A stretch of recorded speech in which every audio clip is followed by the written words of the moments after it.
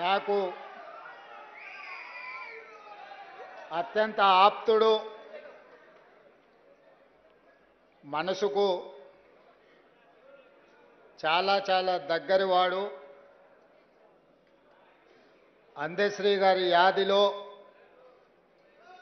ఈ సంస్మరణ సభ ఏర్పాటు చేసి నాతో పాటు కాంగ్రెస్ పార్టీ అధ్యక్షుల్ని, సహచర మంత్రివర్గ సభ్యుల్ని, తెలంగాణ సమాజంలో ప్రముఖులను అందరినీ పిలిచి కవులను, గాయకులను, ఉద్యమకారులను, మా దళిత సోదరులను అందరినీ కూడా ఈ కార్యక్రమంలో పాల్గొనే విధంగా ఏర్పాటు చేసిన పెద్దలందరికీ మనస్ఫూర్తిగా అభినందనలు తెలియజేస్తున్నా. మిత్రులారా, తెలంగాణ సమాజం చైతన్యవంతమైన సమాజం. ఎంత అమాయకంగా కనిపిస్తుందో అవసరమైనప్పుడు అంతే పోరాట పటిమను ప్రదర్శిస్తుంది. రాచరికం కానీ, ఆధిపత్యం కానీ హద్దు దాటినప్పుడు ఈ తెలంగాణ నేలను చెరబట్టాలని, ఈ తెలంగాణ ప్రజల మీద ఆధిపత్యాన్ని చెలాయించాలనుకున్నప్పుడల్లా ఈ గడ్డ మీద పుట్టిన బిడ్డలైన కవులు, కళాకారులు తమ గళాన్ని, తమ గజ్జెను, తమ దుప్పటికి దుమ్ము దులిపి దిగంతాలకు తరిమిన చరిత్ర ఈ తెలంగాణ నేలకుంది. ఆనాడు నిజాం ప్రభువులు ప్రపంచంలోనే ఆగర్భ శ్రీమంతుడుగా ఈ గడ్డ మీద ఆధిపత్యాన్ని శాశ్వతం చేసుకోవడానికి ఈ భూమిని చెరబట్టడమే కాకుండా దళితులను, గిరిజనులను, బలహీన వర్గాల మీద తాను ఆధిపత్యం చెలాయించాలనుకున్నప్పుడు ఆ చెలాయిస్తున్న సందర్భంలో బండెనక బండి కట్టి ఏ బండిలో పోతారో నిజాము సర్కారోడా అని బండి యాదగిరి గలం విప్పితే నిజాం సర్కారు పీఠమే కదిలింది. అదేవిధంగా ఉమ్మడి రాష్ట్రంలో సీమాంధ్రకు సంబంధించిన సమైక్యవాదులు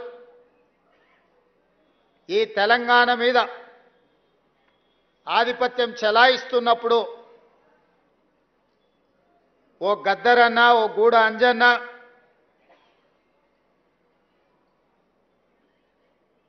ఓ అందశ్రీ, ఓ గోరెటి వెంకన్న ఇక వీళ్ళ ఆధిపత్యానికి చరమగీతం పాడాల్సిందే,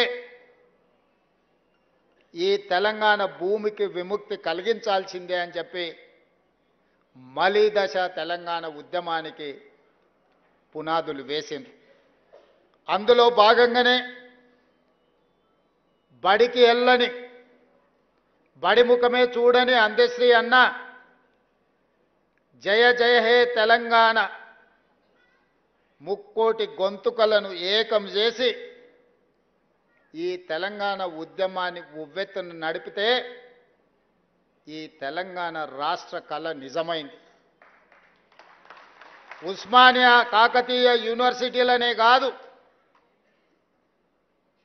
ప్రపంచంలో ఏ మూలన ఉన్నా తెలంగాణ గుండెకు జయ జయ హే తెలంగాణ గీతాన్ని చేర్చి ఒక ఉద్యమ స్ఫూర్తిని రగల్చిన గొప్ప తెలంగాణ బిడ్డ అందశ్రీ. బడి ముఖమే చూడని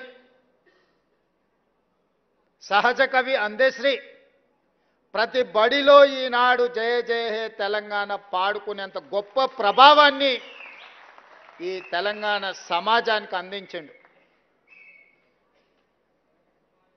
బాధతో, ఉద్వేగంతో నేను ఈ మాట చెప్తున్నా. వచ్చిన తెలంగాణ రాష్ట్రంలో స్ఫూర్తిని నింపి తెలంగాణ రాష్ట్రాన్ని సాధించిన జయ జయ తెలంగాణకు అధికారిక హోదా లభిస్తుంది అని ఈ వేదిక మీద ఉన్నోళ్లే కాదు 4 కోట్ల తెలంగాణ ప్రజలు ఆకాంక్షించారు. జరిగిన ఉద్యమంలో అత్యంత కీలక పాత్ర.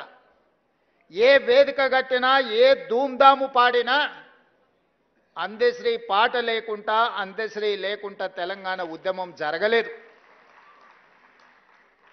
ఏ వేదిక మీదైనా, ఏ పెదాల మీదైనా జయ జయ తెలంగాణ నానకుంటా తెలంగాణ ఉద్యమం, తెలంగాణ రాష్ట్ర సాధన సాకారం కాలేదు. అలాంటి గొప్ప స్ఫూర్తి వచ్చిన తెలంగాణ రాష్ట్రంలో రాష్ట్రీయ గీతంగా తెలంగాణలో వెలుగొందుతుందని 4 కోట్ల ప్రజలు అనుకున్నప్పుడు ఆనాటి పాలకుల నిర్ణయాల వల్ల జయ హే జయ హే తెలంగాణ మూగబోయింది. అది శాశ్వతమని వాళ్ళు భ్రమపడ్డారు. ఎందుకంటే ఈ గీతం తెలంగాణ గుండెల్లో ప్రతిధ్వనించినంత కాలం తెలంగాణ ఉద్యమం ఎవరు చేసిండ్రా అంటే ఓ గద్దరన్న చేసిండు, ఓ అందశ్రీ చేసిండు, ఓ గోరెట వెంకన్న చేసిండనే, ఓ జయరాజ్ చేసిండనే చర్చ వస్తుంది. కాబట్టి ఈ స్ఫూర్తి నింపిన కవుల యొక్క కవితా గానాలను ఈ తెలంగాణలో వినిపించకుండా చెయ్యాలని ఆనాటి పాలకులు కుట్ర చేసిండ్రు. నేను ఎక్కడో చదివిన పెన్నే కదా అని మన్ను కప్పితే గన్నులై మొలకెత్తుతాయని.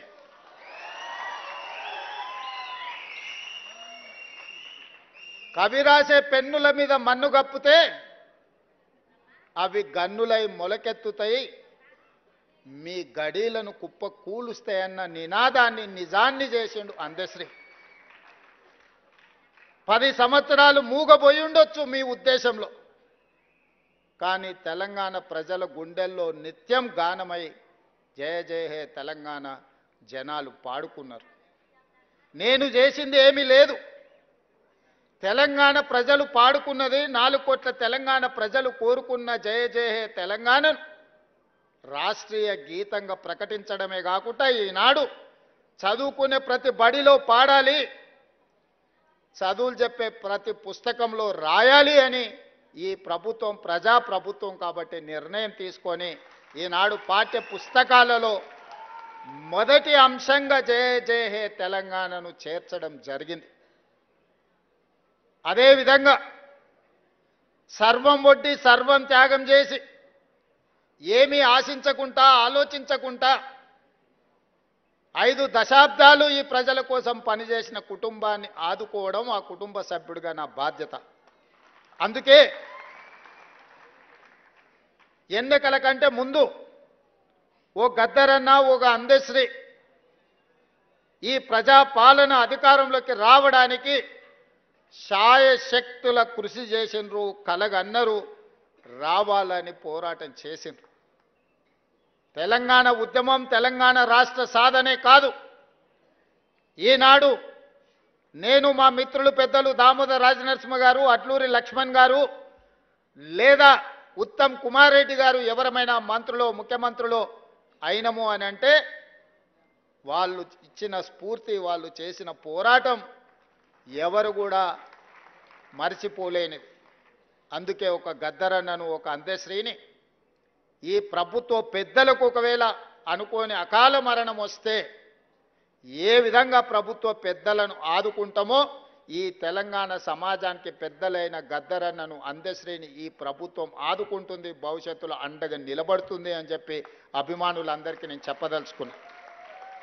అందుకే వారి కుటుంబానికి ఉద్యోగం ఇచ్చినా, వారి స్మృతివనం కట్టాలనుకున్నా వారు రాసిన నిప్పుల వాగు ప్రతి లైబ్రరీలో ఉండే విధంగా ఈనాడు ప్రభుత్వం చర్యలు చేపట్టింది. భవిష్యత్తులో కూడా ఆ కుటుంబాలను ఆదుకుంటుంది.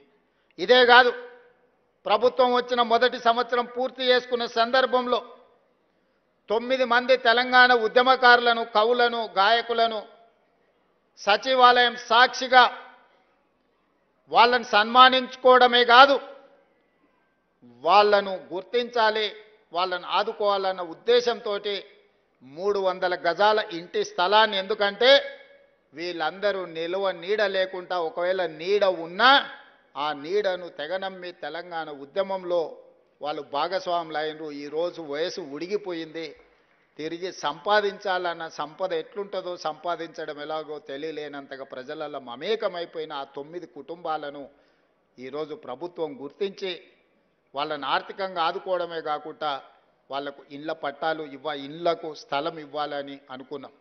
ఈనాడు ఆ 9 మందికి 300 గజాలు ఒక్కొక్కరికి ఇవ్వడమే కాదు, వాళ్ళ కుటుంబ సభ్యులు ఆత్మగౌరవంతో బ్రతికే విధంగా భారత్ ఫ్యూచర్ సిటీలో అద్భుతమైన ఇండ్లను కట్టించి వాళ్ళకు ఒక రక్షణ, వాళ్ళకు ఒక నమ్మకం కలిగించడానికి మా ప్రభుత్వం చేస్తుంది. ఆ బాధ్యతను మా పెద్దలు దామోదర్ రాజనరసింహ గారు తీసుకోవాల్సిందిగా నేను వారికి సూచన చేస్తున్నా. తప్పకుండా ఆ కార్యక్రమాన్ని తీసుకుంటాం. అదేవిధంగా దళితుల గురించి గ్రామీణ ప్రాంతం నుంచి వ్యవసాయ కుటుంబం నుంచి వచ్చిన నాకు సంపూర్ణమైన అవగాహన ఉంది. మా భూములు దుక్కి దున్నినా, మా పొలాలలో పంట పండినా, మేము మోతుబరి రైతులుగా సమాజంలో గుర్తింపు పొందిన మా గ్రామంలో ఉన్న దళితులు 100% మాకు అండగా నిలబడ్డారు. కాబట్టే మేము మా గ్రామాలలో రాణించినాం. మీరందరూ ఆశీర్వదించారు కాబట్టే ఈనాడు తెలంగాణ రాష్ట్రానికి ముఖ్యమంత్రినైన విషయాన్ని ఏ వేదిక మీదైనా చెప్పుకోవడానికి నాకేం బేసిజం లేదు. అందుకే అది వర్గీకరణ కావచ్చు, ఇతర విషయాలు కావచ్చు, ఎన్నో రకాల ఒడిదుడుకులు వచ్చిన మా నరసింహులన్న చంద్రబాబు నాయుడు గారితో ఉన్నప్పుడు మొట్టమొదట వర్గీకరణ అమలు చేయించాడు. దేశానికి ఒక మార్గాన్ని ఆ రోజు ఏర్పాటు చేశారు. తర్వాత ఎన్నో అంశాల ప్రాతిపదికన అది మరుగున పడిపోయింది. కానీ ఈనాడు మీ సోదరుడు తెలంగాణ రాష్ట్ర ముఖ్యమంత్రిగా ఈ దేశంలోనే అమలు చేసింది మన రాష్ట్రమే. మీ సోదరుడే. ఇప్పటివరకు ఏ రాష్ట్రంలో కూడా వర్గీకరణను అమలు చెయ్యలేదు. తూచా తప్పకుండా సాంకేతిక న్యాయపరమైన లోపం లేకుండా 100% మీ అందరి సహకారంతో ఈరోజు మీ జాతుల మధ్యలో ఉన్న వైరాన్ని శాశ్వతంగా తొలగించాలి. తాత్కాలికంగా ఎవరికైనా బాధనో దుఃఖమో ఉన్నా శాశ్వతంగా ఇది మిమ్మల్ని అందరినీ ఏకం చేస్తుందన్న ఆలోచనతోని ఏకం చేయాలన్న ఉద్దేశంతో 100% వర్గీకరణ అమలు చేస్తే మొన్న ఎప్పుడూ చదువుకొని డాక్టర్ అనే చదువులోనే జాయిన్ కానీ సామాజిక వర్గానికి సంబంధించి చాలామంది డాక్టర్లుగా మొదటిసారి వచ్చిందని దామోదర్ రాజనరసింహ గారు చెప్పినప్పుడు నాకు సంతోషం కలిగింది.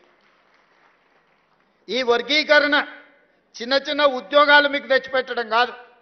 మీరు డాక్టర్లుగా, లాయర్లుగా, ఇంజనీర్లుగా, గొప్ప సైంటిస్టులుగా, ఐఏఎస్లుగా, ఐపీఎస్లుగా రాణించి ఈ రాజ్యంలో, ఈ పరిపాలనలో మీరు భాగస్వాములు కావాలి. తెలంగాణ పునర్నిర్మాణంలో మీరు నిలబడాలి అని నేను 100% విశ్వసించి ముందుకు తీసుకెళ్ళిన.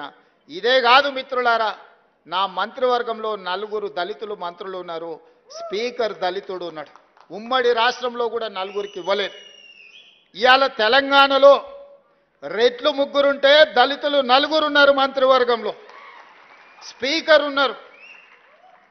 17% జనాభా మీరుంటే 27% మంత్రివర్గంలో ప్రాతినిధ్యం దళితులకు ఈరోజు అందించిన గిరిజనులకు కాకుండానే దళిత సామాజిక వర్గానికి ఈరోజు ఇవన్నీ చేసినాం. దీనికి ప్రధానమైన కారణం శ్రీమతి సోనియా గాంధీ, రాహుల్ గాంధీ గారు మీ పట్ల ప్రేమతో ఉన్నారు, దయతో ఉన్నారు కాబట్టే ఇవన్నీ చేయగలిగినాం.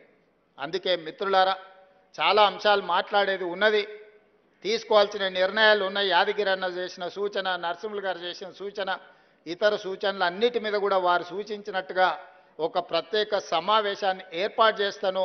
రీసెర్చ్కు సంబంధించి మా ఊరోడు మా కాసిం కూడా సూచన చేసిండు. తప్పకుండా ఆ సూచనల నేపథ్యంలో ఒక ప్రత్యేక సమావేశాన్ని ఏర్పాటు చేసి మీరిచ్చిన సూచనల మీద ప్రభుత్వం ఏ రకమైన నిర్ణయం తీసుకోవాలనో తప్పకుండా తీసుకుంటుంది. చివరగా ఒకే ఒక్క మాట, ఎన్ని వజ్రాలున్నా కోహినూరు వజ్రానికి పోటీ లేదు. దశాబ్దాలే కాదు శతాబ్దాలు గడిచిన వజ్రాల గురించి చర్చించాల్సి వచ్చినప్పుడు కోహినూరు వజ్రాందే మొదటి స్థానం. కవులు కళాకారులు ఎంతమంది ఉన్నా, ఎవరి గురించి చర్చించినా, రేపటి తెలంగాణ చరిత్రలో కవులు కళాకారుల గురించి మాట్లాడినప్పుడు మా అందశ్రీ అన్న ఒక కోహినూరు వజ్రంగా నిలబడతాడు. అది శాశ్వతం చెయ్యడానికి ఆ కోహినూరు వజ్రాన్ని వారి కీర్తిని వారి కుటుంబాన్ని ఆదుకునే బాధ్యత నాది మా ప్రభుత్వాన్ని తెలియజేస్తూ మీ అందరి దగ్గర సెలవు తీసుకుంటున్న ధన్యవాదాలు మిత్రులారా. పెద్దలు రాష్ట్ర కాంగ్రెస్ పార్టీ అధ్యక్షులు మహేష్ అన్న ఒక